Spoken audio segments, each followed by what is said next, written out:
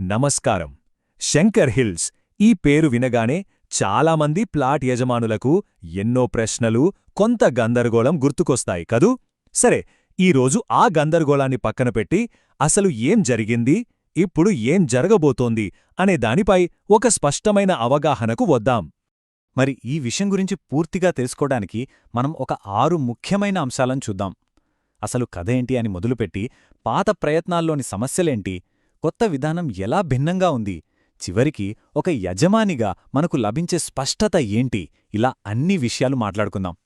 సరే, ముందుగా మనం బేసిక్స్కి వెళ్దాం. అసలు శంకర్ హిల్స్ అంటే ఏంటి, ఈ లేఅవుట్ ఎంత పెద్దది, ఈ ఫౌండేషన్ని సరిగ్గా అర్థం చేసుకుంటేనే ఆ తర్వాత వచ్చిన సమస్యలు ఎందుకొచ్చాయో తెలుస్తుంది.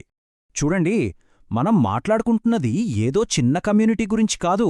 మొత్తం 3328 రెసిడెన్షియల్ ప్లాట్లు. అంటే వేల కుటుంబాల భవిష్యత్తు దీనితో ముడిపడి ఉంది. ఆ స్కేల్ చాలా ముఖ్యం. మరి ఈ ప్లాట్లన్నీ ఎక్కడున్నాయి? వట్టినాగులపల్లి గ్రామంలో, దాదాపు 460 ఎకరాల విస్తీర్ణంలో. అన్నిటికంటే ముఖ్యమైన విషయం ఏంటంటే, వీటన్నిటికీ లీగల్ బేసిస్ 1983 నాటి సేల్ డీడ్స్. అంటే మన హక్కులకు మూలం అక్కడే ఉంది. ఓకే, ఫౌండేషన్ అయితే స్ట్రాంగ్గానే ఉంది. మరి ఇన్ని సంవత్సరాల గందరగోళానికి కారణమేంటి, సమస్య ఎక్కడ మొదలైంది? దాన్ని అర్థం చేసుకోవాలంటే మనం కొంచెం వెనక్కి వెళ్ళాలి, అసోసియేషన్ చేసిన ప్రయత్నాల దగ్గరికి. నిజానికి అసోసియేషన్ ముందు పెట్టిన లక్ష్యాలు చాలా మంచివే. చూడండి, లేఅవుట్ను రీసర్వే చెయ్యాలి, పట్టాదారులతో సెటిల్ చేసుకోవాలి, సరిహద్దులు ఫిక్స్ చేసి ఫెన్సింగ్ వేయాలి. ఇవన్నీ ఏ యజమాని అయినా కోరుకునేవే కదా. ఈ పనులన్నీ చెయ్యటానికి డబ్బు కావాలి కదా. అందుకే 2015 నుంచి 2020 మధ్య కాలంలో యజమానుల దగ్గరనుంచి నిధులు కూడా సేకరించారు. ఒక్కో 500 గజాల ప్లాటుకు దాదాపుగా 1.6 లక్షల రూపాయలు. అంటే ఇది చాలా పెద్ద మొత్తమే. సరే, లక్ష్యాలున్నాయి, డబ్బు కూడా వచ్చింది. మరి ఏమైంది? ఇన్ని సంవత్సరాల తర్వాత, ఇంత ఖర్చు పెట్టిన తర్వాత అసలు ఫలితమేంటి? ఇదే కదా అందరి మొదలో మెదులుతున్న ప్రశ్న. అక్కడే అసలు సమస్య మొదలైంది. చూడండి, ప్లాట్ల సరిహద్దులు ఎప్పటికీ తేలలేదు. ఖర్చు పెట్టిన డబ్బుకి లెక్కాపత్రం సరిగ్గా లేదు. అంతేకాదు, ఒక సర్వేకి ఇంకో సర్వేకి సంబంధం లేకుండా రకరకాల వెర్షన్లు బయటకొచ్చాయి. ఈ గందరగోళం వల్లే ఒక కొత్త ఆలోచన పుట్టింది. ఇక లాభం లేదు అనుకున్నాక ప్లాట్ యజమానులే ముందుకొచ్చారు. ఇకపై కాంట్రాక్టర్ల మీదో ఇంకెవరిమీదో ఆధారపడటం కాదు, మన సమస్యను మనమే పరిష్కరించుకోవాలి అని నిర్ణయించుకొని సొసైటీని ఏర్పాటు చేసుకున్నారు. ఈ ఒక్క మాట చాలా ముఖ్యం. సొసైటీ ఏం చెబుతోందంటే, మేము కొత్త లేఅవుట్ సృష్టించట్లేదు, 1983లో రిజిస్టర్ అయిన అసలు లేఅవుట్ ఏదైతే ఉందో కాలక్రమేణా చెదిరిపోయిన దాని సరిహద్దులను మళ్లీ పునరుద్ధరించి దాన్ని డిజిటల్గా రికార్డ్ చేస్తున్నాం, అంతే.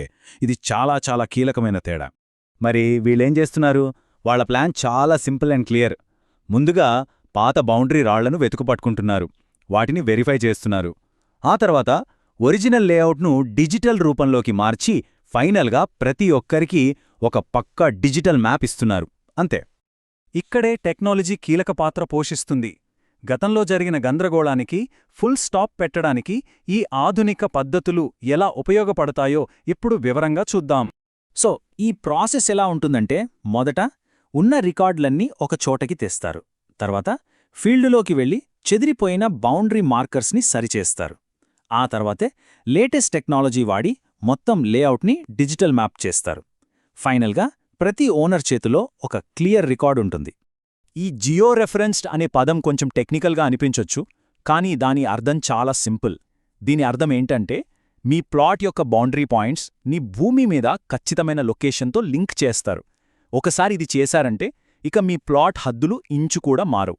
ఫ్యూచర్లో ఎలాంటి కన్ఫ్యూజన్ ఉండదు. సరే, ఇప్పటిదాకా మనం పాత అసోసియేషన్ ప్రయత్నాల గురించి, కొత్త సొసైటీ విధానం గురించి విన్నాం కదా. ఇప్పుడు రెండింటి మధ్య ఉన్న తేడాని ఒకసారి పక్కపక్కన పెట్టి చూద్దాం. అప్పుడు మనకు మొత్తం పిక్చర్ క్లియర్గా కనిపిస్తుంది. ఈ టేబుల్ చూస్తే తేడా చాలా స్పష్టంగా ఉంది. గతంలో అంత బయటి కాంట్రాక్టర్ల చేతుల్లో ఉండేది, ఇప్పుడు ప్లాట్ యజమానులే స్వయంగా నడిపిస్తున్నారు. అప్పుడు ఎన్ని సర్వేలు చేసినా గందరగోళమే మిగిలింది. ఇప్పుడు ఉన్న సరిహద్దులను పునరుద్ధరించడంపైనే ఫోకస్. సో ఇది జస్ట్ అప్రోచ్లో మార్పు కాదు, అసలు ఆలోచన విధానంలోనే మార్పొచ్చింది. అంతా బావుంది. ఈ మార్పు మంచిదే అనిపిస్తోంది. మరి ఇప్పుడు ప్లాట్ యజమానిగా మన పాత్ర ఏంటి? ఈ కొత్త ప్రాసెస్లో మనం ఎలా పాలుపంచుకోవాలి? మన ఆస్తికి సంబంధించిన స్పష్టతను ఎలా పొందాలి? చివరిగా ఆ విషయం గురించి చూద్దాం. చివరికి ఈ మొత్తం ప్రయత్నం యొక్క లక్ష్యం ఒక్కటే.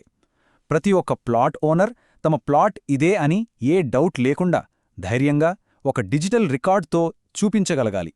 మన ఆస్తికి భద్రత, మన భవిష్యత్తుకు భరోసా. అదే మెయిన్ గోల్. ఈ విషయంలో మీకు ఇంకా ఏమైనా సందేహాలున్నా లేదా సొసైటీతో నేరుగా మాట్లాడాలనుకున్నా ఇక్కడున్న కాంటాక్ట్ డీటెయిల్స్ ఉపయోగించుకోవచ్చు. వారి వెబ్సైట్, ఫోన్ నెంబర్, ఈమెయిల్, అలాగే ఆఫీస్ అడ్రస్ అన్నీ ఇక్కడ ఉన్నాయి. మనం ఈ విశ్లేషణను ఒక ఆలోచనతో ముగిద్దాం. ఒకసారి ఆలోచించండి. ఇలాంటి పారదర్శకమైన, డిజిటల్గా వెరిఫై చేసిన ఆస్తి రికార్డులు కేవలం శంకర్ హిల్స్కే కాదు, మొత్తం భూ యాజమాన్య వ్యవస్థ భవిష్యత్తునే మార్చేయగలవేమో కదా. ఈ స్పష్టత మనకు ఎలాంటి భవిష్యత్తునిస్తుంది? ఆలోచించండి. నమస్కారం.